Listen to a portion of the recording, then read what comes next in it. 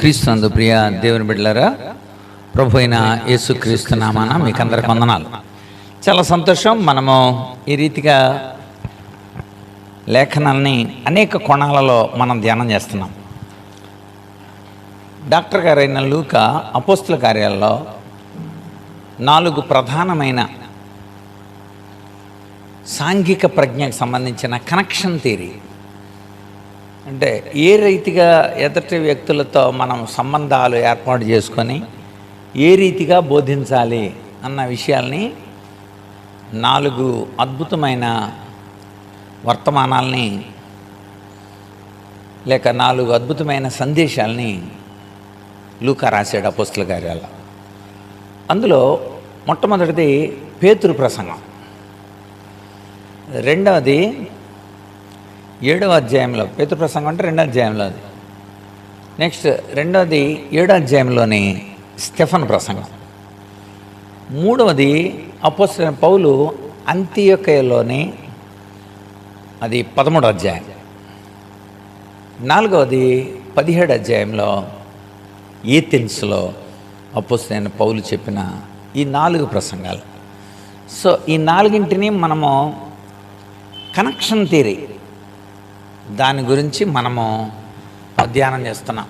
అపోస్తుల కార్యాలలో నుండి ఈ 4 విషయాలు మనము ధ్యానం చేస్తే ఒక అన్యులైన ప్రజల దగ్గరికి ఎలాగా వెళ్ళి చెప్పాలనేది అపోస్తుల 17వ అధ్యాయం ముందు మనం చూసాం. అంటే ఏథెన్స్ ఎంతో జ్ఞానవంతులు గ్రీకులు, వాళ్ళతో ఏ రీతిగా మాట్లాడాడు ఆ విషయాలు మనం చూసాం. అదేవిధంగా యూదులయ్యుండి బాగా తెలుసున్న, దేవుడు అంటే ఏంటో ఎరుగుండి నిష్ఠాగరిష్ఠులుగా ఉండి శాస్త్రాలు చదివి మరి దేవుని యొక్క ధర్మశాస్త్రాన్ని మేము పాటిస్తున్నాం అని చెప్పే మరి పరిసయ్యులు యూదులు, వాళ్ళ దగ్గర స్టెఫన్ ఏ రీతిగా వాళ్ళకు బోధించాడో, స్టెఫన్ సారాంశం 53 వచనాల్లో ఉన్న స్టెఫన్ చెప్పిన విషయాలన్నింటినీ కూడా మనము స్టెఫన్ ప్రసంగాన్ని అద్భుతంగా మనం ధ్యానం చేసాం. అందులో ఉన్న ప్రాముఖ్యమైన విషయాలన్నింటినీ కూడా మనము ముచ్చరించాం. అంటే వాటి యొక్క అనాలిసిస్, 3 ప్రధానమైన విషయాల్లో తాను చరిత్ర అంతటిని కూడా అబ్రహాం దగ్గర నుండి క్రీస్తు వరకు కూడా ఎలా చెప్పాడు అనేది కనెక్షన్ థియరీని బేస్ చేసుకొని అపోస్తల కార్యంలో లూకా రాసిన ఆ విషయాల్ని మనం ధ్యానం చేసాం. ఈరోజు అందులోని మరొక వర్తమానాన్ని ఈరోజు మనం ధ్యానం చేద్దాం. 4 మీకు గుర్తున్నాయని భావిస్తున్నాను నేను. మొదటిది 2వ అధ్యాయంలోని పేతురు ప్రసంగం. పేతురు ప్రసంగం. రెండవది 7వ అధ్యాయంలోని స్టెఫన్ ప్రసంగం.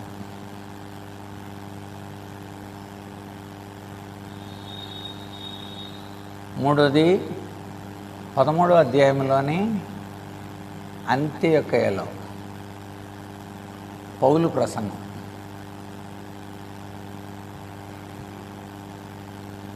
నాలుగవది 17వ అధ్యాయంలో ఏథెన్స్లో పౌలు ప్రసంగం. ఈ 4 అపోస్తల కార్యాల్లో లూకా చాలా చక్కగా ఈ 4 ప్రసంగాలు సాంఘిక ప్రజ్ఞ గురించి మనం తెలుసుకుంటున్నాం.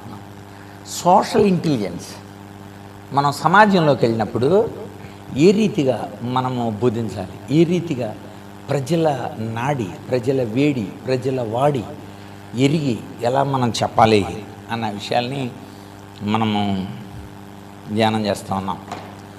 సరే, 13వ అధ్యాయానికి మనం ఒకసారి ఏదైనా మనం ధ్యానం చేసేటప్పుడు అప్పటి పరిస్థితులు, అప్పటి కాలమాన స్థితిగతులు, వీటన్నిటినీ దృష్టిలో పెట్టుకొని మనము ధ్యానం చేస్తాం ఎప్పుడైనా సరే.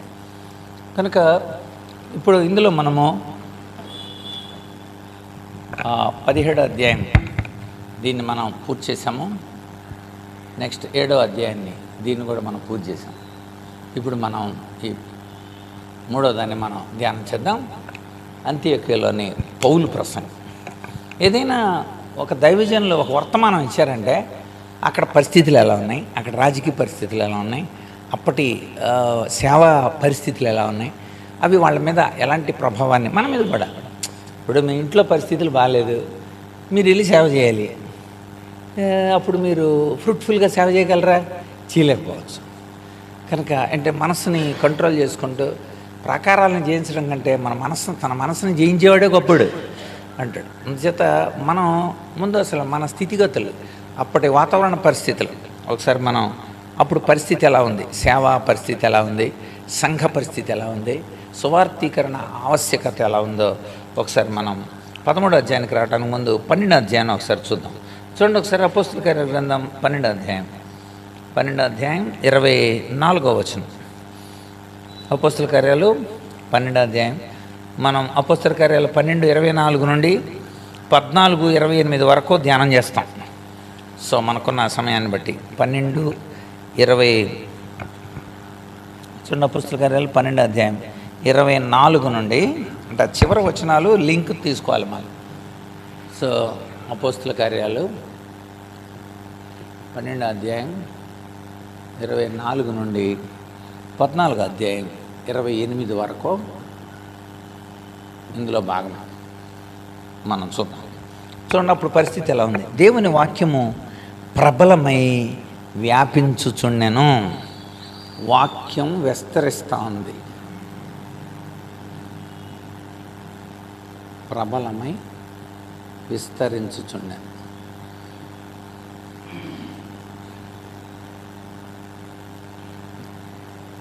వాక్యం ప్రబలమై విస్తరించుచుండెను అన్నది. సో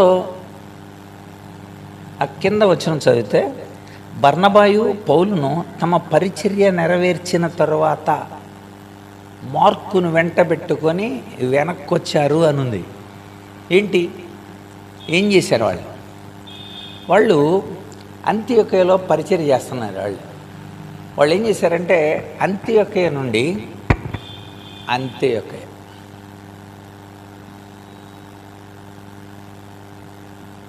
ఇందులో వీళ్ళిద్దరూ పరిచర్య చేస్తున్నారు. బర్నబా మరియు పౌలు ఇద్దరు పరిచర్య చేస్తున్నారు చక్కగా. ఈ పరిచర్య చేసేటప్పుడు ఈ అంత్యోక్య వాళ్ళు యెరూషలేముకి కొంత సహాయం పంపించారు.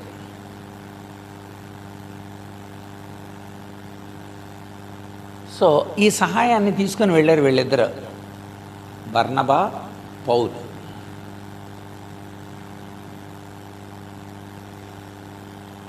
యెరూషలేముకి ఆ యొక్క సహాయాన్ని అందించి మళ్ళీ వెనక్కొచ్చారు యెరూషలేముకి. అక్కడ మనకి రాయబడి ఉంటుంది, మనకి 11వ అధ్యాయం 27వ వచనం మనం చదివితే, ఆ దినములందు ప్రవక్తలు యెరూషలేము నుండి అంత్యోక్యకు వచ్చిరి. కనుక వాళ్ళు అంత్యోక్య నుండి యెరూషలేముకి వచ్చారు. యెరూషలేములో కొంచెం సహాయం చేశారు, తిరిగి వాళ్ళు వెనక్కి వచ్చారు. ఇక్కడ మనము గమనిస్తే 30వ వచనం వరకు కూడా చదివితే అక్కడ చూడండి. అప్పుడు శిష్యుల్లో ప్రతివాడును తన శక్తి కొలది యోదయలో కాపురమంటున్న సహోదరులకు సహాయం పంపుటకు నిశ్చయించుకున్నారు. అలాగున చేసి బర్నబా పౌలు అను వారి చేత పెద్దల యొద్దకు దానిని పంపిరి. అక్కడ మనకు యెరూషలేములో ఉన్న వాళ్ళకి సహాయం చేయడానికి కోసం మీలో ఉన్నవాళ్ళు, ప్రేరేపించబడిన వాళ్ళు ఎవరైనా ఉంటే అంటే కొంత అంత్యోక్యలో ఉన్న చాలామంది తమ యొక్క సహాయాన్ని ఇచ్చారు. ఆ సహాయం తీసుకొని వాళ్ళు యెరూషలేముకి వెళ్ళి యెరూషలేము నుండి వచ్చారు. వచ్చేటప్పుడు వాళ్ళు ఏం చేశారంటే మార్కుని వెంట పెట్టుకొచ్చారు. మార్క్ ఇతనికి యోహాను అనే పేరు కూడా ఉంది. యోహాను అను మారు పేరు కలిగిన మార్కుని వాళ్ళు వెంట పెట్టుకొచ్చారని ఇక్కడ రాయబడింది. చూడండి అక్కడ 25వ వచనం 12:25. బర్నబాను పౌలును తన పరిచయం నెరవేర్చిన తర్వాత మార్కు అను మారు పేరు కలిగిన యోహాను వెంట పెట్టుకొని యెరూషలేము నుండి తిరిగి వచ్చారు. ఎవరో కాదు, బర్నబా మేనల్లుడు. అది గుర్తుపెట్టుకోండి. బర్నబా మేనల్లుడైన మార్క్ యోహాను అనే పేరుని ఇక్కడ ఉదహరించాడు. అందుచేత యోహాను అని రాశాడు అక్కడ అధ్యాయాల్లో. అందుచేత మీరు మార్కు గుర్తుపెట్టుకోండి, యోహాను కూడా గుర్తుపెట్టుకోవాలి. మార్కు అను మారు పేరు కలిగిన యోహాను, ఇతడు బర్నబా మేనల్లుడు.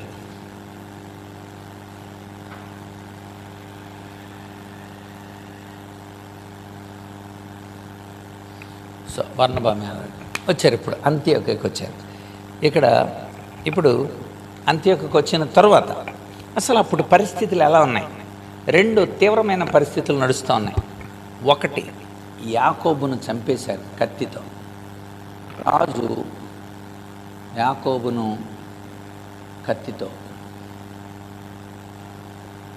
శిరశ్ఛేదం చేశాడు.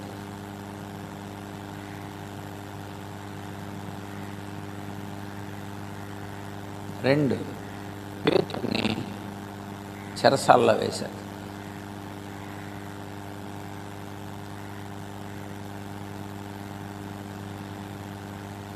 అంటే పరిస్థితులు అలా ఉన్నాయి. ఒక పక్కన పీకలు తీసేసి ఇంకో పక్కన జైల్లో వేస్తున్నప్పుడు మీరు పరిచర్య చేస్తారా? అది అయినను వారు సువార్థీకరణ గురించి ఉపవాసం ఉండి ప్రార్థనలు చేస్తూ దేవుని యొక్క ఆత్మచేత డ్రైవ్ అవుతున్నారంట. ఇప్పుడు మనం 13వ అధ్యాయంలోకి వస్తాం. సో అప్పుడున్న పరిస్థితులు అవి.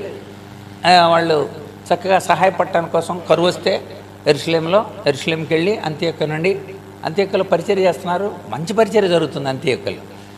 అక్కడ ఉంటుంది అసలు 11వ అధ్యాయంలో అంత్యోక్యలోని శిష్యులు క్రైస్తవులు అనబడిరి అని ఉంటుంది. అంటే మొట్టమొదట శిష్యులు క్రైస్తవులు అనబడింది ఎక్కడ? అంత్యోక్యలో. సో 2 అంత్యోక్యలు ఉన్నాయండి. సో మనం చూద్దాం ఆ విషయాన్ని.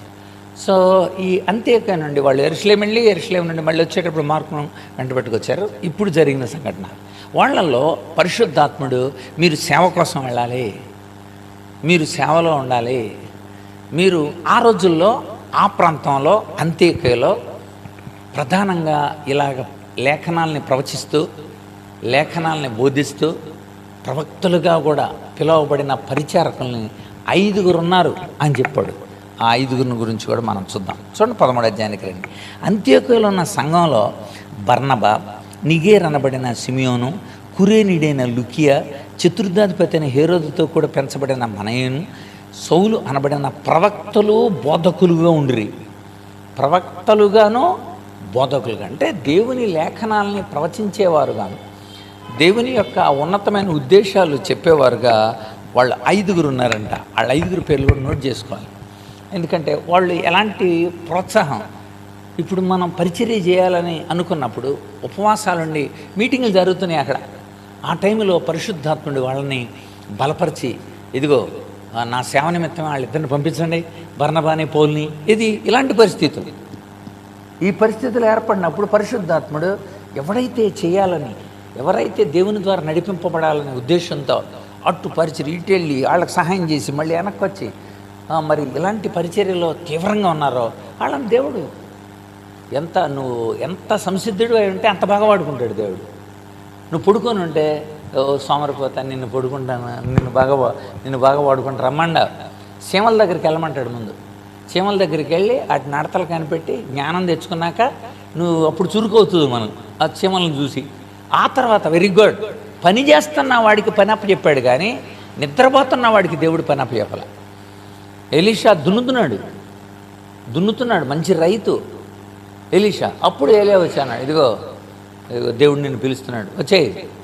సో పని చేస్తున్న వాడిని దేవుడు పిలిచాడు కనుక మరి మేడి పండ్లు ఏరుతున్నాడు ఆమోసు, గొర్రెలు కాస్తున్నాడు దావీదు. వీళ్ళందరూ కూడా మరి పనిచేస్తున్న వాళ్ళని దేవుడు పని మార్చాడు. అంతే, పని మార్చి శక్తిని వాళ్ళకిచ్చి వాళ్ళ శక్తికి తన శక్తినిచ్చాడు.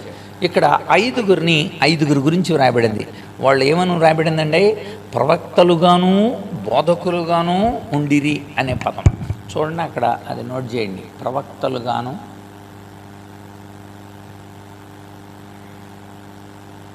బోధకులుగాను ఉండిరి. ఒక్కొక్కరు నేమ్ రాయండి. మొట్టమొదటి ఎవరు? బర్నబా.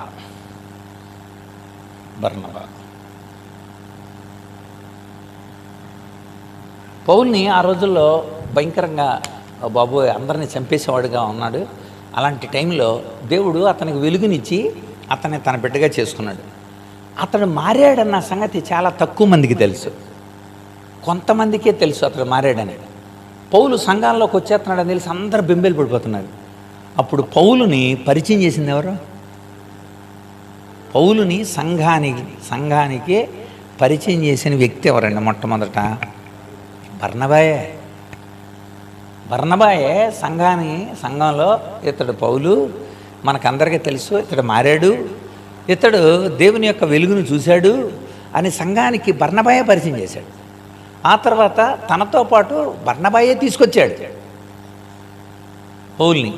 బర్నబాయే తీసుకొచ్చాడు అంతియోక్యకి. అది మనం 11వ అధ్యాయంలో మనం చూస్తాం. తమతో పాటు తీసుకొని వచ్చినప్పుడు చక్కగా వాళ్ళు అద్భుతమైన పరిచర్య చేశారు. రైట్. బర్నబా మరి ఆ రోజుల్లో మరి విశ్వాసంలో, సేవలో బలంగా ఎదిగినవాడుగా మనకు అక్కడ కనపడతాడు. చూడండి ఎలాంటి వాడు అనేది ఒక మంచి మాట అక్కడ కనపడుతుంది మనకు 2వ అధ్యాయంలో చూడండి. అక్కడ అపోస్తుల కార్యంలో మనకి 4వ అధ్యాయంలో కుప్రలో పుట్టిన కుప్రవాడు లేవీయుడగు యోసేపు అని ఒకడుండెను. ఇతనికి అపోస్తలులు హెచ్చరిక పుత్రుడు, అర్థమిచ్చే బర్నబా అని పేరు పెట్టిరి. అతడు భూమి గలవాడై ఉండి దానిని అమ్మి దాని వెల తెచ్చి అపోస్తలుల పాదాల దగ్గర పెట్టాడు. అది ఎంత మంచి అద్భుతమైన గుణాత్మకం అక్కడ అది నోట్ చేసుకోండి. అపోస్తల కార్యాలు 4:36.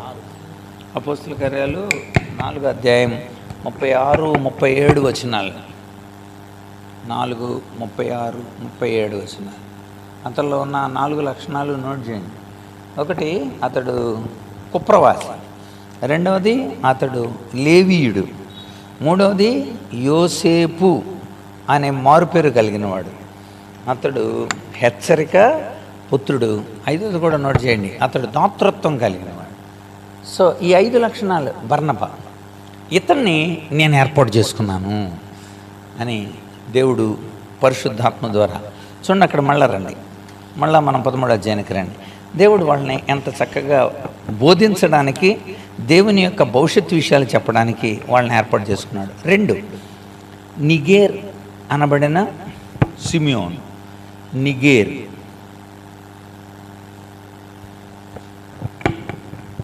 ఆ పదాన్ని ఎందుకు వాడారు అని ఒకసారి చూస్తే, నిగేర్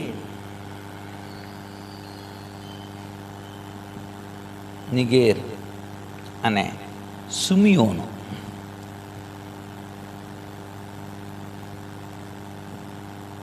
నిగేర్ అనే మాటకండి అక్కడ నలుపు లేక సామన ఛాయ అని అర్థం.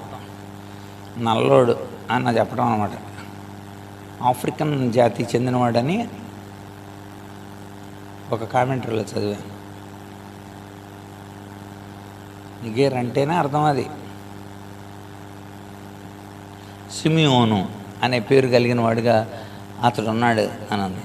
ఆఫ్రికా సమాజానికి చెందిన యూదుడని అర్థం అవుతుంది. పుట్టుకతో యూదుడని మనకు అర్థం అవుతుంది. పుట్టుకతోనే యూదుడు, అది కూడా నోట్ చేయండి. పుట్టుకతో యూదుడు.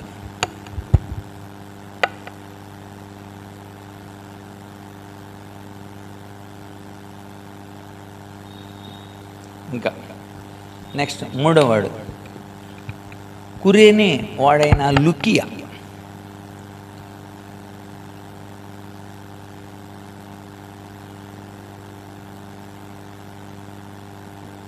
కురేనే వాడైన లుకియా.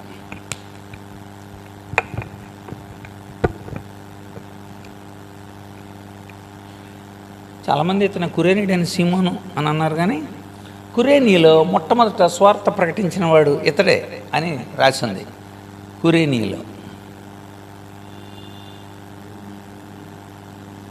కురేనీలో మొదట క్రీస్తును ప్రకటించినవాడు.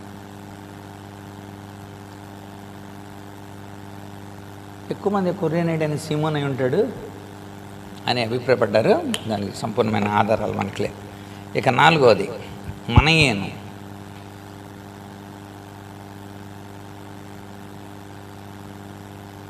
మనకి పాత నిబంధనలో ఇలాంటి పేరే మనకు తగులుద్దండి. ఏంటది? మెనహేము అని. ఆ పదానికే మెనహేము అనే పదానికి పర్యాయ పదమే ఇది, మనయేను అని.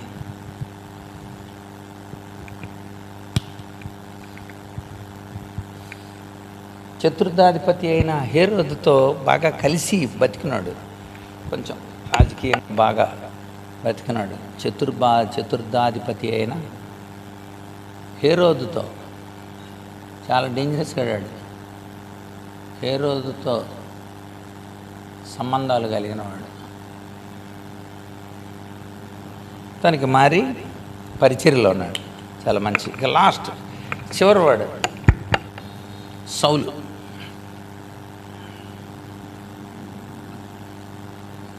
బ్రాకెట్లో పౌలు అనబడిన సౌలు, పౌలు అనబడిన సౌలు. ఇక్కడ ఆ పదం మనకు కనబడుతుంది. 9 వచనం చూడండి, 13 పౌలు అనబడిన సౌలు. ఇక్కడ నుండి ఇక పౌలు అనే రాస్తాడు లూకా. ఎక్కువ మంది మనం చాలాసార్లు గుర్తు చేశాను నేను, సౌలుని పౌలుగా మార్చేవు నాయన అలా అనకండి. ఎందుకంటే దేవుడు మార్చినట్టు ఎక్కడ ఉండదు అలాగా బైబిల్లో, అది మన ఇంటర్ప్రిటేషన్. అది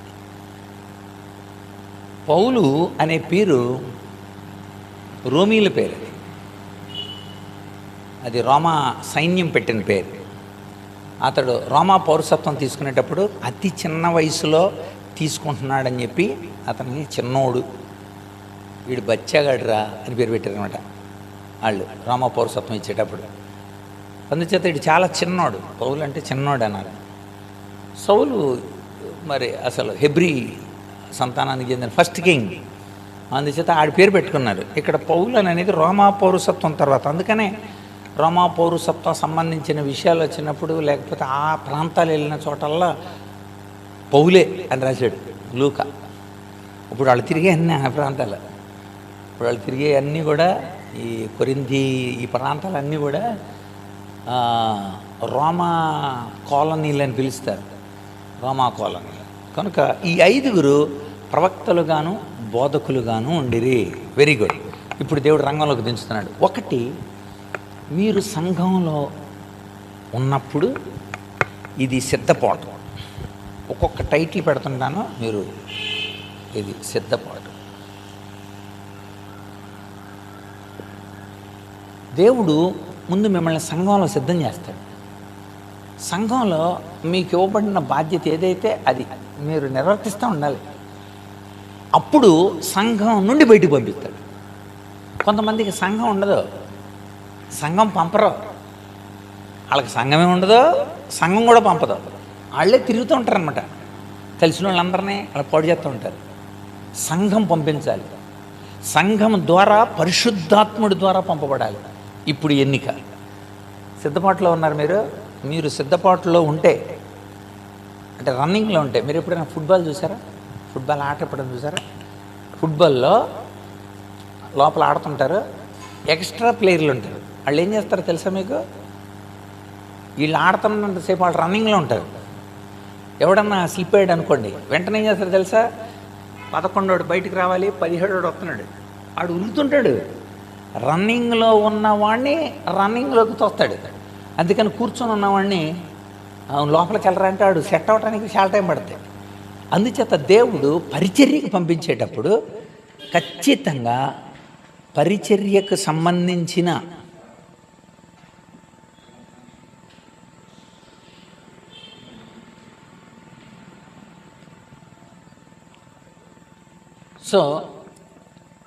సిద్ధపాటు కలిగి ఉన్న వ్యక్తులుగా, సిద్ధపడిన వ్యక్తులుగా.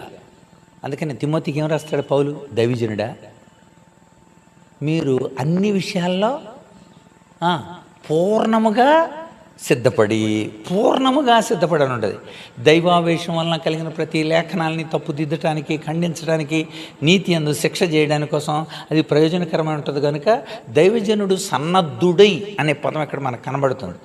దైవజనుడు సన్నద్ధుడై, తిమోతి 3:16 అండి, తిమోతి పత్రిక 2వ పత్రిక 3:16లో దైవజనుడు సన్నద్ధుడై ప్రతి సత్కార్యానికి పూర్ణముగా సిద్ధపడి.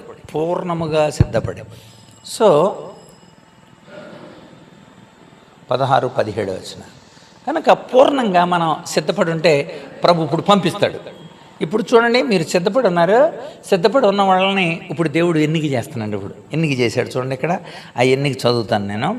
అక్కడ రాయబడింది 13వ అధ్యాయంలో, వీళ్ళంతా కూడా సంఘంలో ఉన్నారు. ప్రభువును సేవించుచు ఉపవాసము చేయుచుండగా పరిశుద్ధాత్ముడు, నేను బర్నబాను పౌలును పిలిచిన పని కొరకు వారిని ప్రత్యేకపరచండి. చూసారా, ఇప్పుడు చూసారు ఎన్నిక ఎలా జరుగుతుందో. ఇది ఎన్నిక. అది అక్కడ సిద్ధపాటులో ఉన్నారు, సిద్ధపడి ఉన్నారు. ఇప్పుడు సువార్తీకరణ కోసం దేవుడు ఎన్నిక చేస్తున్నాడు. ఎన్నిక, సువార్తకై ఎన్నిక, ఆత్మ ద్వారా. చూసారా, ఖచ్చితంగా మనం దేవుని ద్వారా ఎన్నిక చేయబడిన వాళ్ళమై మనం ఎన్నిక.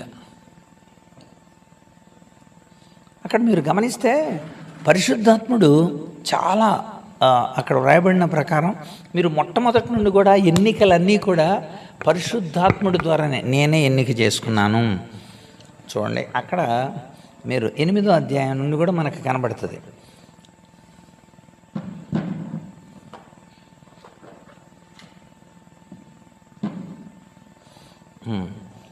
మీరు అక్కడ గమనిస్తే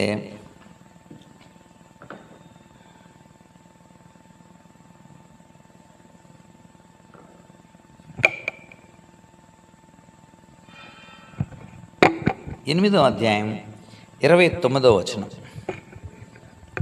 పరిశుద్ధాత్మని ద్వారా గతంలో కూడా జరిగిన సంఘటనలు అవి. 8వ అధ్యాయం 29వ వచనం మనం చదివితే 10వ అధ్యాయం 19వ వచనం,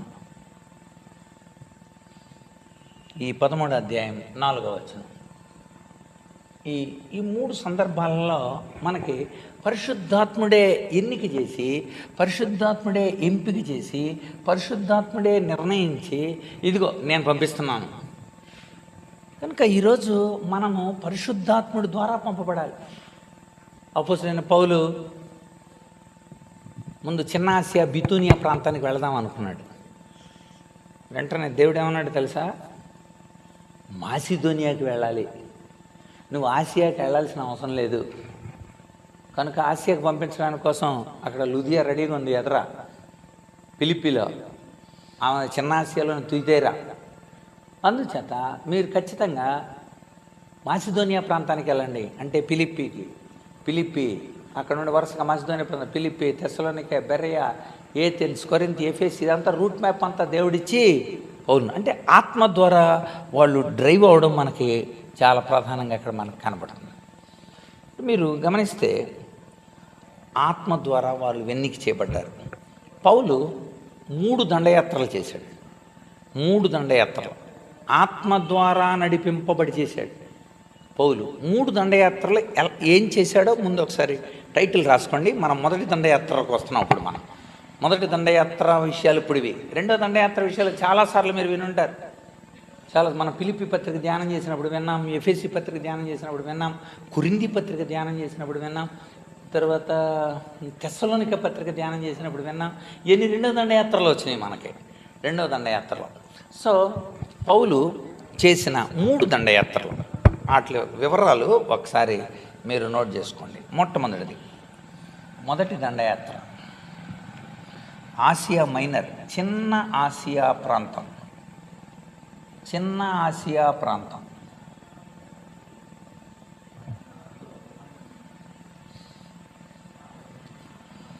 కనుక చిన్న ఆసియా ప్రాంతానికి గుర్తుపెట్టుకుంటే చాలు.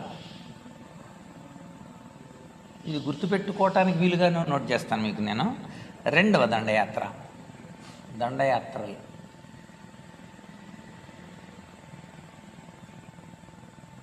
చిన్న ఆసియా ప్రాంతం. ఇప్పుడు మనం చూడబోతున్నాం ఆసియా మైనర్ అని ఉంటుందండి, ఆ పదాన్ని మర్చిపోకండి. నెక్స్ట్ రెండవది మాసిదోనియా ప్రాంతం. మాసిదోనియా ప్రాంతం అంటే మీరు ఏ ప్రాంతం వెంటనే గుర్తు రావాలంటే గ్రీసు దేశం.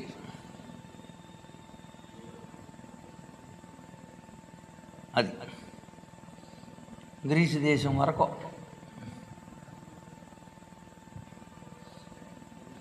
నెక్స్ట్ మూడవది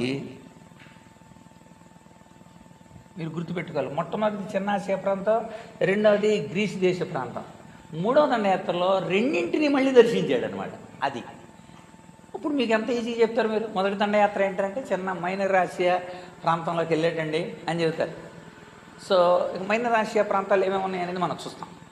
రెండవది గ్రీసు ప్రాంతానికి వెళ్ళాడండి. ఆ గ్రీక్ ప్రాంతం, మాసిదోనియా ప్రాంతం, ఆ మాసిదోనియా ప్రాంతం అంతా తిరిగి గ్రీస్ ప్రాంతానికి చివరి వరకు వెళ్ళాడు అని చెబుతాం. రెండవ దాంట్లో ఈ రెండు రాయండి, చిన్న ఆసియా మరియు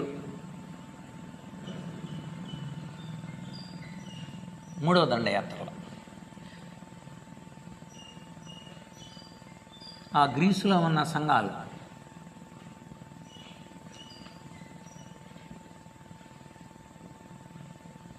సో ఇది మీరు మనసులో పెట్టుకుంటే పౌలు చేసిన 3 దండయాత్రలు చాలా సులభంగా మనం మనసులో పెట్టుకోవచ్చు. సో దీని గురించి మనకు బాగా తెలిసి మొట్టమొదటి దాంట్లో ఉంటున్నాం మనం కనుక చిన్న ఆసియా ప్రాంతం. ఈ 3 టోటల్ కుడితే 15 సంవత్సరాల కాలం అండి. 3 దండయాత్రలు 15 సంవత్సరాల కాలం.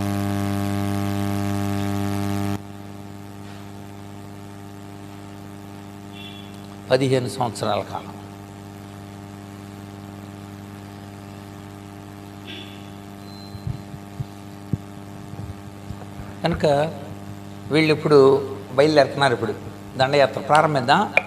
సిరియాలోని అంత్యోకయ దగ్గర నుండి ప్రారంభించారు. ఇది సిరియాలోని అంత్యోకయ. వాళ్ళు ప్రసంగం చేసింది పిసిదియాలోని అంత్యోకయ. అంతేత అంత్యోకయలోని పౌలు ప్రసంగం అన్నారు కదా, వీళ్ళున్న అంత్యోకయలోని పౌలు ప్రసంగం కాదు ఇది. వీళ్ళు ప్రయాణం చేసి ఒక ప్రాంతం అక్కడొక అంత్యోకయ ఉంది, అక్కడ అంత్యోకయలో అక్కడ ప్రసంగం చేశారు.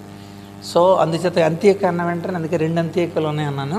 సో ఇదండి, దేవుడు సిద్ధపాటు ఉన్న వాళ్ళని నువ్వు సిద్ధపాటు కలిగి ఉంటే ఖచ్చితంగా ఎన్నిక చేసి ఖచ్చితంగా స్వార్థ కోసం ఆత్మ ద్వారా దేవుడు మనల్ని పంపిస్తాడు. ఇప్పుడు వాళ్ళు ఆత్మ ద్వారా ప్రయాణం చేస్తున్నారు.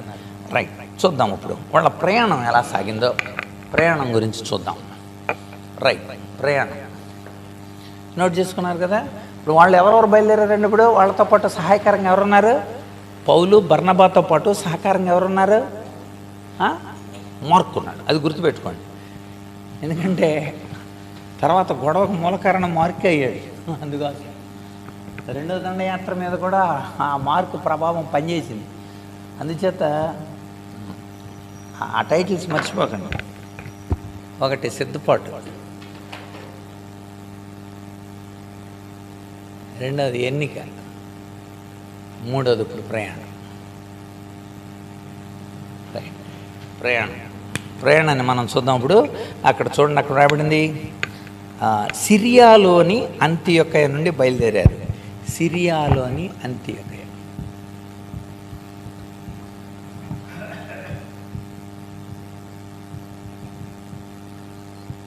అంటే చాలాసార్లు సేవ చేయాలని ఉంటుంది, కానీ సేవ చేయాలనుకున్నవాడు ప్రయాణాలను కూడా ఇష్టపడాలండి. చాలామందికి సేవ ఇష్టం, ఒక్కరోజు రమ్మంటే రాలేదు. వాళ్ళకి ప్రయాణం కష్టం. సేవ ఇష్టమే కానీ ప్రయాణం కష్టం. చాలా కష్టంగా అనిపించేది వాళ్ళకి. అందుకనే పౌలు అన్నాడు, నా శరీరాన్ని నలగొట్టుకుంటున్నాను నేను అన్నాడు. ఎందుకని? ప్రయాణాలకు వీలుగా మన శరీరాన్ని నలగొట్టుకోవాలి. వాళ్ళ ప్రయాణం ఎలా సాగిందో చూద్దాం. సిరియాలోని అంత్యోకయ నుండి 16 మైళ్ళ దూరంలో ఉన్న ఓడరేవులో దిగారండి వాళ్ళు. 16 మైళ్ళ దూరం.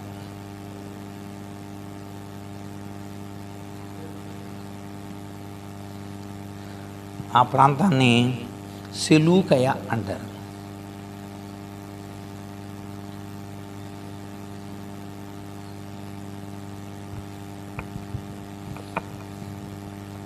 వాళ్ళ ప్రయాణం. ఆ తర్వాత సెలూకయ నుండి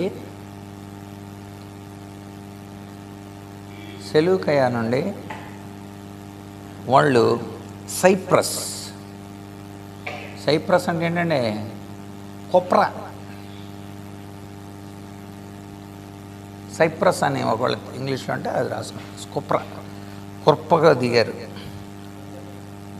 మీకు తెలుసా,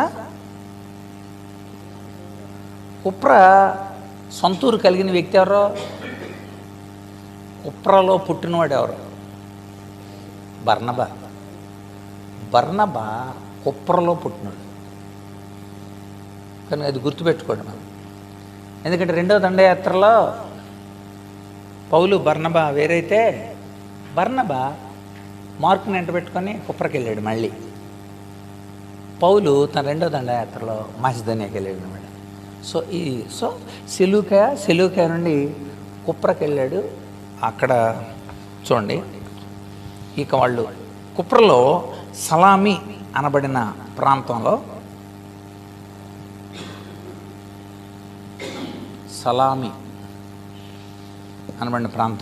ఇక పరిచయం మొదలుపెట్టారు. ఏం చేశారో మనం అక్కడ చూద్దాం. 5వ వచనం చూడండి, అక్కడ చదవండి. అక్కడ వాళ్ళు చేసిన సలామీలో ఉండగా యూదుల సమాజ మందిరంలో దేవుని వాక్యమును ప్రకటించుండ్రి. యోహాను వారికి ఉపచారము చేయవాడు అన్నాను. యోహాన్ అంటే ఎవరో? Mark. Very good, correct answer చెప్పారు. ఉపచారం చేస్తున్నాడు. వారు ఆ ద్వీపం అన్నంతటా సంచరించి పాపు అని ఊరికి వచ్చినప్పుడు, చూడండి అక్కడ పాపు, సలామీ నుండి పాపు అనబడిన ఒక ఊరికి వచ్చారు. అక్కడ ఒక సంఘటన జరిగింది. ప్రయాణాలు బాగానే ఉంటాయి, వెరీ గుడ్. అక్కడికి వెళ్ళిన తర్వాత మొదలవుతాయి మనకి. ఫస్ట్ ఏం జరుగుతుందో చూడండి. అక్కడ ఏం జరిగింది? అతడు వివేకము గలవాడైన, చూడండి అక్కడ వారు ఉపచారం చేయబడిన వారు ఆ ద్వీపమంతటా సంచరించి పాపు అని ఊరికి వచ్చినప్పుడు గారడివాడు అబద్ధ ప్రవక్తనైన బర్యేసు అనే ఒక యూదుని చూచిరి. ఇదండి ఇక్కడ బర్యేసు. అరామిక్ పద్మది. బర్ అంటే కొడుకు అని అర్థం. బర్ అను మాటకు కొడుకు అని అర్థం. సీమోను బర్యోనా అంటే అర్థం ఏంటి? సీమోను బర్యోనా, యోనా కుమారుడవైన సీమోను. అది గుర్తుపెట్టుకోండి. బర్తీమయి, బర్ అంటే కొడుకు అనమాట. తేమయ్య కొడుకు అక్కడ కూర్చొని ఉన్నాడు. నేను చాలా కాలం వాడి ఆడి పేరు అనుకునేవాడిని. తేమయ్య కొడుకు కూర్చున్నాడు. బరసిఖామణి మీతో మాట్లాడుచున్నాను. ఎవరన్నమాట అండి? నేను అది బరసిఖామణి, అది అనమాట బరసిఖామణి. కనుక ఇక్కడ బర్యేసు, యేసు కుమారుడు. పేరేంటంటే యేసు కుమారుడు. ఇక్కడ యేసు కుమారుడు అని పేరు పెట్టుకున్నాడు. ఆడికున్న పేర్లు చూడండి, వీళ్ళు మనకు ఎదురవుతారు అనమాట. ఒకటి గారడీవాడు, ఆడికున్న పేరు ఏం పేరు? యేసు కుమారుడు. వాడు గారడీవాడు. రెండోది ఏముందో చూడండి అక్కడ, అబద్ధ ప్రవక్త.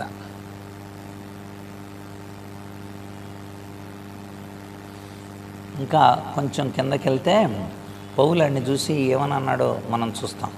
కపటముతోనూ, 10వ వచనం, కపటం కలిగిన వాడు. తర్వాత ఏమన్నాడు? 10వ వచనం, సమస్త దుర్మార్గత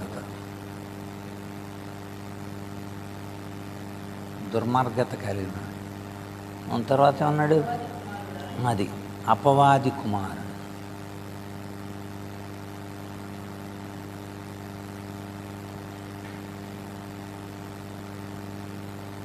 తర్వాత ఏమన్నాడు? నీతికి విరోధి. అక్కడ యేసు కుమారుడు అని చెప్తున్నాడు. నువ్వెవడవే? అపవాది కుమారుడు, ఆ నీతికి విరోధి.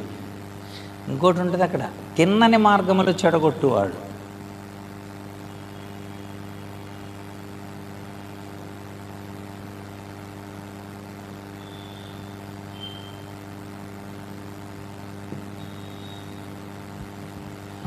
ఈడక్కడ ఉన్నాడంట. ఒక మంచి కార్యం జరుగుతుంది అక్కడ. ఈ లోపల రంగంలోకి దిగాడు. అక్కడ ఏం జరుగుతుందో చూద్దాం. అక్కడ చూడండి, వారు ద్వీపంతటా సంచరించండి. ఇక్కడ ఒక రాయబడి పడింది, ఒక యూదుని చూచారు. ఇతడు వివేకము గలవాడైన సెర్గీ పౌలు అనే ఒక అధిపతి వద్ద ఉన్నాడంటే. సెర్గీ పౌలు అనే ఒక ఆయన ఉన్నాడు అక్కడ, ఒక మంచి అధికారి. సెర్గీ పౌలు అనే ఒక ఆయన అధిపతి ఉన్నాడు. అతడు అబ్బా ఏం మాట్లాడుతున్నారయ్యా, ఎటురండి బర్నబా, ఎటురండి పౌలు, ఎటురండి నాకు చెప్పండి అని అన్నారండి. అక్కడ రాయబడిన మాట, బర్నబాను పౌలుని పిలిపించి దేవుని వాక్యము వినగోరెను. దీనిని అవకాశం అంటారు. ఏమంటారు? అవకాశం. ప్రతి చోట మనకి తర్వాత వచ్చే విషయాలు ఏంటంటే దేవుడు అవకాశాలు ఇస్తాడు. అవకాశాలు వినియోగించుకునే లోపు ఆటంకాలు వస్తాయి. పరిచర్యది. నువ్వు అవకాశాన్ని వినియోగించు. Very good. ఆయన పిలిచాడు, సెర్గీ పౌలుని ఆయన అక్కడ పిలిపించాడు, వాక్యము వినగోరాడు అనే మాట కనబడుతుంది. పిలిపించి వాక్యము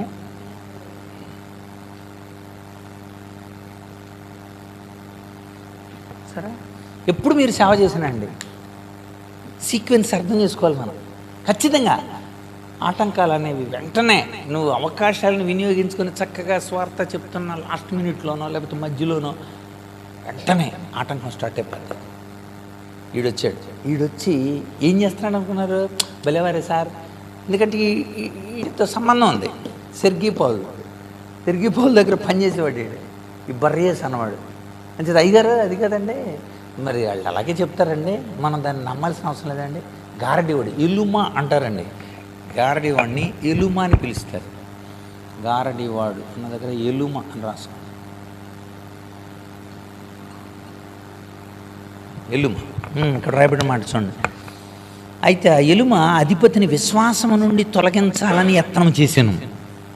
ఏదైతే మీరు అక్కడున్న బిడ్డలకి మీరు చెప్తున్నారో దాని నుండి పక్కకు తీసుకెళ్ళిపోవాలనే ప్రయత్నం చేసే. మరి చూడండి ఈ పరిస్థితులు ఇదే మనకి కనబడే. మనం ఎంత బాగా చేస్తామో అపవాది కూడా అంత బాగా చేస్తున్నాడు అక్కడ. అయితే మీరేం చేయాలంటే అపవాదిని జయించాలి. ఆటంకాలు వచ్చేసి నేను ఆగిపోకూడదు అక్కడ. ఆటంకాలు వచ్చేసి నేను ఆగిపోకూడదు మనం అక్కడ. ఇప్పుడు పౌలు ఎలా జయించాడు చూడండి. ఎందుకని మీరు పంపబడ్డారు, మీరు పరిశుద్ధాత్మతో నిండుకున్నవారు, మీరు ఎన్నిక చేయబడిన వాళ్ళు, మీరు ఆల్రెడీ యేసు ప్రభువును గురించి ప్రకటిస్తూ యేసు ప్రభువును గురించి అనేక మందికి బోధిస్తున్న వాళ్ళు. మీరు భయపడటమండి. అక్కడ రాయబడిన మాట చూడండి. వెంటనే పౌలు అతను పరిశుద్ధాత్మతో నింపబడిన వాడే. చూసారు ఏం చెప్పాడు అక్కడ? నింపబడిన వాడే ఏమన్నాడు చూడండి. తేరి చూసి సమస్తమైన కపటంతోనూ సమస్తమైన దుర్మార్గతతోనూ నిండినవాడు అపవాది కుమారుడా, సమస్త నీతికి విరోధి, నువ్వు ప్రభు యొక్క తిన్నని మార్గంలో చెడగొట్టుట మానవా. ఇదిగో ప్రభు తన చేయి నీ మీద ఎత్తి ఉన్నాడు, నువ్వు కొంతకాలం గుడ్డివాడివై సూర్యుని చూడకుందు అని చెప్పాను. వెంటనే మబ్బు చీకటి అతనిని కమ్మెను.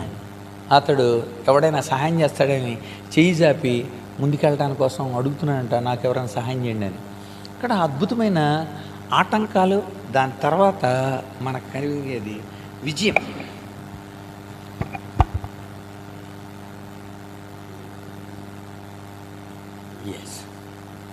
ఎప్పుడైతే మనకి ఆటంకాలు మనం విజయం పొందుతామో దాన్ని చూసినప్పుడు అనేక మందికి విశ్వాసం కలుగుతుంది. అదే జరిగింది ఇక్కడ. ఏం జరిగిందో చూడండి. అంతటా శతాధిపతి జరిగిన దాన్ని చూచి ప్రభు బోధకు ఆశ్చర్యపడి విశ్వసించెను. విజయం వెంటనే మనకేం కనపడద్దండి? విశ్వాసం. యేసు ప్రభు సూచక్రియ చేశాడు కానా విందులో. ఆ కింద ఏమని రాబడిందండి? 11వ వచనం చదవండి ఒకసారి. యోహాను సువార్త 2వ అధ్యాయం 11వ వచనంలో శిష్యులు ఆయన యందు విశ్వాసం ఉంచిరి. ఒక కార్యం జరిగిన వెంటనే విశ్వాసం పెరుగుద్ది, దేవుని ఎడల విశ్వాసం. అందుకని సూచక్రియలే కారణం. అసలు అక్కడ అపోస్తలుల చేత అక్కడున్న పరిస్థితులను బట్టి సూచక్రియ చేశాడు దేవుడు. చాలా గొప్ప కార్యాలు, హృదయాలు మారతాయండి. దాన్ని మించిన సూచక్రియ ఇంకేముంది చెప్పండి అసలు. కనుక గుర్తుపెట్టుకోండి, దేవుడు వాళ్ళని నడిపిస్తున్న తీరు. వాళ్ళు ఇప్పుడు వెంటనే అసలైన ప్రాంతానికి వచ్చారు. ఇప్పుడు అంత్యోక్యకి చేరతారు. అక్కడ వచ్చేవారు మనం ఆ విషయాలు చూసుకుందాం.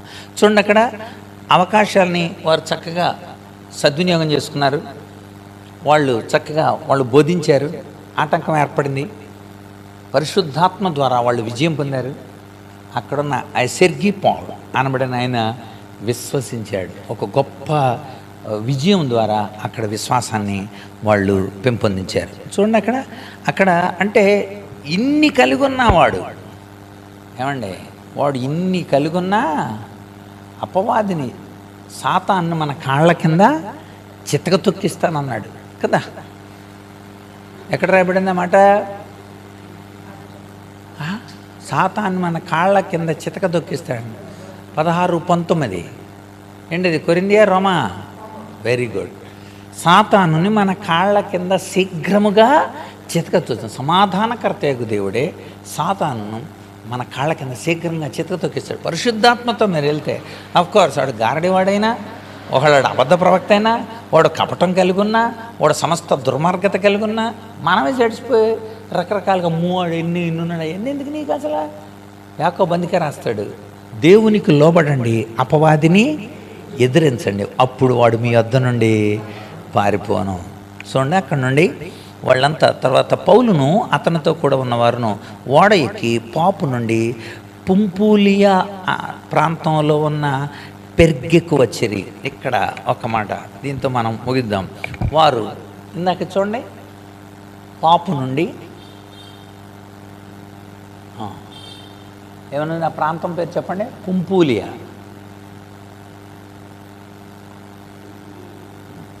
పుంపూలియా అనబడిన ప్రాంతంలోని అక్కడ ఉన్న పెర్గే అనే ప్రాంతానికి వచ్చారు. పెర్గే అనబడిన ప్రాంతానికి వచ్చారు. ఇక్కడ మార్కు ఇక వీళ్ళు అన్యుల దగ్గరికి తీసుకెళ్తారు.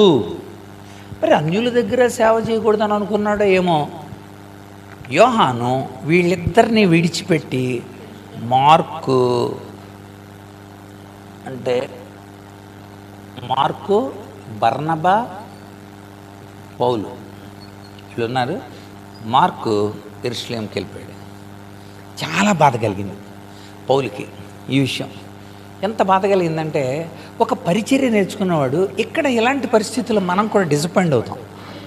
మనతో పాటు పరిచర్య చేసేవాళ్ళు మనల్ని విడిచిపెట్టి వెళ్ళిపోతున్నప్పుడు సేవ చూసారా ఎలాంటి జరుగుతుందో. విశ్వాసంలో బాగా పెరుగుతుందనే టైంలో మీకు వియోగాలు కనపడతాయి. మనకి వియోగం అంటే తెలుసా మీకు? ఎడబాట్లు. మనతో పాటు ఉన్నవాళ్ళు ఉండకపోవటం, మనతో పాటు తిరిగిన వాళ్ళు దూరం అయిపోవటం, మనతో బాగా కలిసి ఉన్నవాళ్ళు మనల్ని విడిచిపెట్టి వెళ్ళిపోవటం, మేము చేయలేమని, ఇలాంటి పరిస్థితుల్లో వియోగం ఏర్పడుతుంది. పౌలు ఎప్పుడైతే ఇలా జరిగిందో రెండవ దండయాత్రలో చెప్పాడనమాట, బర్నబా మరి వెళ్దామా, మార్కు అయితే వద్దు అన్నాడు. రెండవ దండయాత్రలో మార్కు అయితే వద్దు అని అంటే, అదేంటి అండ్ నాతో పాటు తీసుకురావాలి అండ్ పరిచారకులు మొన్న అలాగ మధ్యలో అలా వెళ్ళిపోయాడు, అలా వెళ్ళకూడదు కదా అని అంటే, అలాగైతే నేను కూడా రాను. ఇద్దరికి పెద్ద గొడవ అయింది, పౌలుకి బర్నబాకి. మార్కును గురించే చాలాసార్లు అంతే సహోదరులమైన మనం ఆ మధ్యలో శిష్యుడి గురించి గొడవ పడుతుంటాం. లోతుకి అబ్రహాంకి గొడవ ఎవరి గురించి వచ్చింది? వాళ్ళిద్దరికి మధ్య గొడవ. నిజానికి వాళ్ళిద్దరి మధ్య గొడవ కాదు అది. లోతు గొర్రెల కాపర్లకి అబ్రహాము గొర్రెల కాపర్లకి మధ్య జరిగిన గొడవ అది. దాంతో లోతు వెళ్ళిపోయాడు. సో చాలాసార్లు మన కింద ఉన్న శిష్యుల ద్వారా, మనల్ని వెంబడిస్తున్న వాళ్ళ ద్వారా, మనతో ఉన్న వాళ్ళ వియోగం ద్వారా చాలా తర్వాత మళ్ళీ చివరిలో ఆ విషయాలు వచ్చి వాళ్ళని చూద్దాం. చివరిలో మళ్ళీ మార్కు పౌలు కలుసుకోవడం, పౌలుతో విశ్వాసంలో ముందుకు కొనసాగడం మనకు కనబడుతుంది. కానీ రెండవ దండయాత్రలో ఏమైంది అనుకున్నారు? పౌలు, శీల, తిమోతి, లూకా వీళ్ళు బయలుదేరారు. ఇది రెండో దాంట్లో. వాళ్ళు అటు ఆ మాసిదోనియా ప్రాంతానికి వెళ్ళిపోయారు. బర్నబా,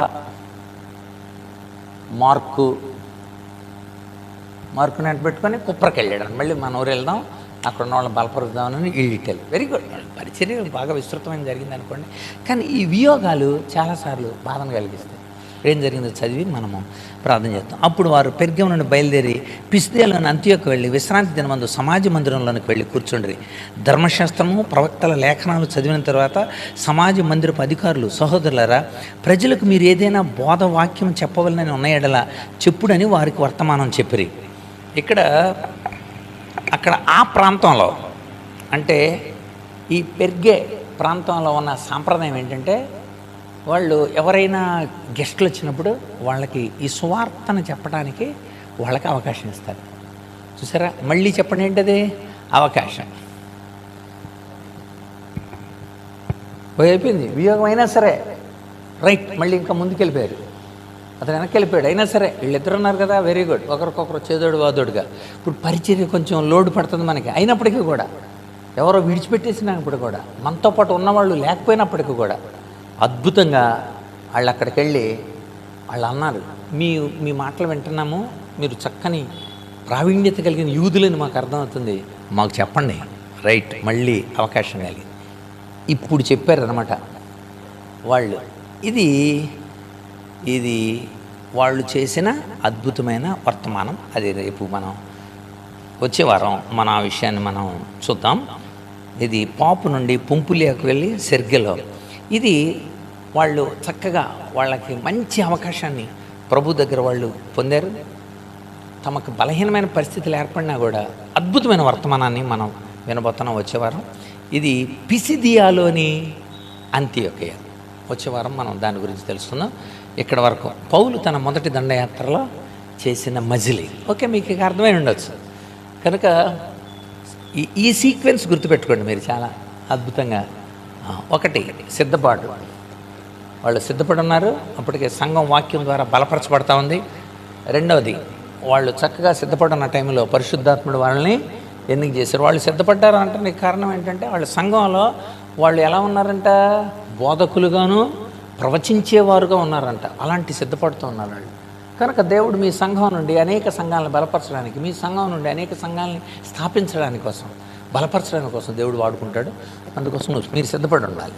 రైట్. రెండోది, పరిశుద్ధాత్మ ద్వారా వారు ఎన్నిక చేయబడ్డారు. ఎన్నికబడి చెబితే వాళ్ళు ప్రయాణం చేస్తూ చక్కగా కుప్రకు వెళ్ళారు. Very good. ఆ తర్వాత వాళ్ళకి మంచి అవకాశం, వాళ్ళకి పాపులో మంచి అవకాశం లభించింది.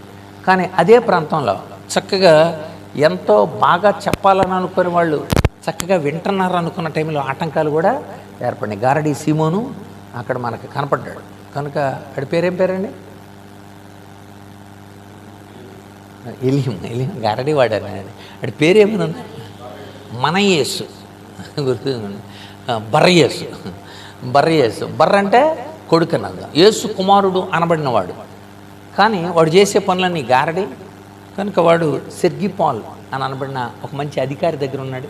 సెర్గిపాలే బర్నబాకి మరి పౌలికి ఆహ్వానం ఇచ్చి చక్క దేవుని వర్తమానాన్ని వింటూ విశ్వాసంలో ఎదుగుతుంటే వాడు వచ్చి తిన్నని మార్గాలు చెడగొడతాడు. ఎప్పుడైనా సరే మీకు వచ్చే ఆటంకం అదే. గారడీ వేషాలు ఎత్తుంటారనమాట. అంజూర పళ్ళు తీసుకొచ్చి, మామిడికాయలు తీసుకొచ్చి, గొడుగులు తీసుకొచ్చి, చేపలు తీసుకొచ్చి, ఇట్లు చేసి గారడీ పనులు చేస్తుంటారు. అబద్ధ ప్రవక్తలు అబద్ధ మాటలన్నీ చెప్తుంటారు. కపటం ప్రవర్తిస్తారు. మీకోసమే ప్రార్థన చేస్తున్నామమ్మా, మీకోసమే మేము బతుకుతున్నామా అని. అంతేకాదు సమస్త దుర్మార్గత వాళ్ళ లోపల కనబడుతూ ఉంటుంది. మొన్న అపవాది కుమారులుగా వాళ్ళు ఉంటారు. చెప్పుకునేదే, పేర్లు పెట్టుకునేదే యేసు కుమారుడిగా, అపవాది కుమారులుగా, నీతికి విరోధిగా. మనం నీతి చెబుతుంటే విశ్వాసం ద్వారా అంటే వాళ్ళు చేసేది పదార్థాల ద్వారా అంటే నీతికి విరోధంగా తిన్నని మార్గాలు. విశ్వాసం ఉంచుతుంటే విశ్వాసాన్ని చెడగొట్టేవాళ్ళు మనకు తయారవుతారు. అయినా సరే ఆటంకాన్ని జయించారు. పరిశుద్ధాత్మ ద్వారా చక్కగా బోధించాడు. వెంటనే అద్భుతంగా గొప్ప మార్పు సెర్గిపాలనే వాళ్ళని ప్రభునందు విశ్వాసం ఉంచారు. అలాంటి టైంలో ఒక ఆనందం జరుగుతుందన్న టైంలో మరలా ఒక వియోగం జరిగింది. మరి పెర్గే అనబడిన ప్రాంతానికి వచ్చినప్పుడు మార్కు అనబడిన యోహాను వెనక్కి వెళ్ళిపోయాడు. అయినా వాళ్ళు ధైర్యంగా ముందుకు కొనసాగారు. అక్కడ జరిగిన పరిచర్యల్ని మనం వచ్చే వారం చూద్దాం. అక్కడ అద్భుతమైన మెసేజ్ ఇచ్చాడు అనమాట అండి. ఆ ప్రసంగం ఇలాంటి అప్ అండ్ డౌన్స్లో ఉన్నప్పుడు మీరు ప్రసంగం ఎలా చేస్తారండి అసలు? అందుకోసం చరిత్ర చెప్పాల్సి వచ్చింది నేను. ప్రయాణపు అలసిపాట్లు, వియోగాలు, ఇబ్బందులు, మాటలు అనరాని మాటలు, వాళ్ళే బ్రేక్ చేయటం, మనకు ఆటంకాలు, ఇన్ని పరిస్థితుల్లో అపోస్తలుడైన పౌలు అద్భుతమైన వర్తమానం చెప్పాడు అక్కడ. అది మనం వచ్చే వారం మనం ధ్యానం చేద్దాం. దేవుడు ఈ మాటలను మన అవగాహన నిమిత్తమై దీవించి మన పరిచర్యలను బలపరచునుగాక. ఆమె. చిన్న ప్రార్థన చేద్దాము. రైట్.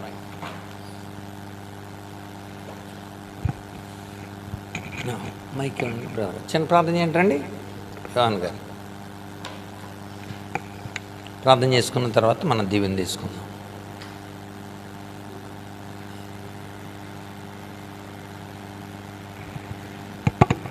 ప్రార్థన.